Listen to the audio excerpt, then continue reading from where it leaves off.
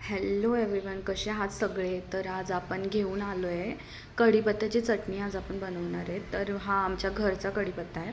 तर अगदी फ्रेश कढीपत्ता आहे आणि त्याचा वासही खूप सुटला आहे घरामध्ये. तर आता आपण त्याच्यासाठी लागणारं सगळं साहित्य काढून घेतलं आहे आणि कढीपत्ता मी धुवून ठेवला होता. आता मी त्याला चांगलं कुरकुरीत असं भाजणार आहे. तर बघा मंडळी, मी त्याला थोडंसं तेल टाकून अशी कुरकुरीत भाजून घेते. अशा प्रकारे त्याला भाजायचं आहे आणि चांगलं खमंग असं वास सुटतो घरामध्ये, तोपर्यंत त्याला कुरकुरीत होईपर्यंत भाजून घ्यायचं आहे.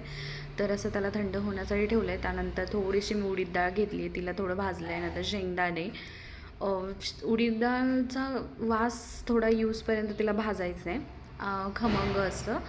त्यानंतर शेंगदाण्यांनाही चांगलं भाजून घ्यायचं आहे आणि थोडेसे मी चणे घातलेत, जे की आपले चणे असतात ते.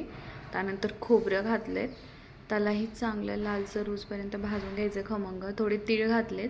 ॲक्च्युली ह्या सगळ्या वस्तू आहे ना, ह्या टेस्टसाठी घातल्या जातात आणि खूप छान लागते चटणी अगदी.